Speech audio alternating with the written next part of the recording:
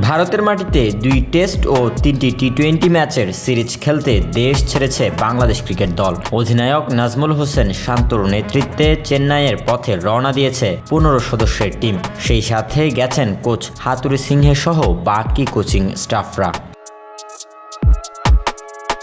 রবিবার দুপুরে ফ্লাইট ধরার আগে টাইগার অধিনায়ক শান্ত জানিয়েছেন সফরের মূল পরিকল্পনা। তার কথায় পুরো দল হয়ে খেলায় হবে তাদের মূল কৌশল। তিনি বলেন, বাংলাদেশ দল জিতুক এটাই আমাদের লক্ষ্য এবং আমি নিজের সেরা ফর্মে আছি।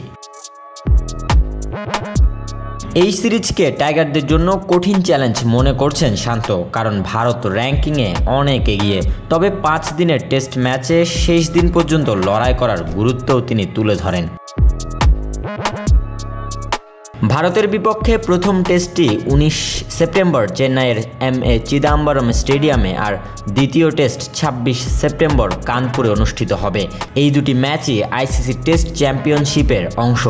টেস্ট শেষে শুরু হবে ৩ ম্যাচের টি-২০ series.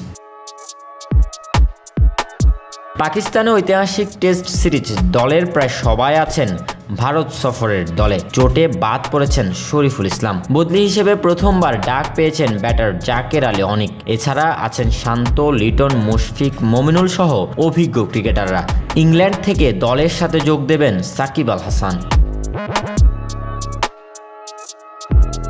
Desk report, news no sports.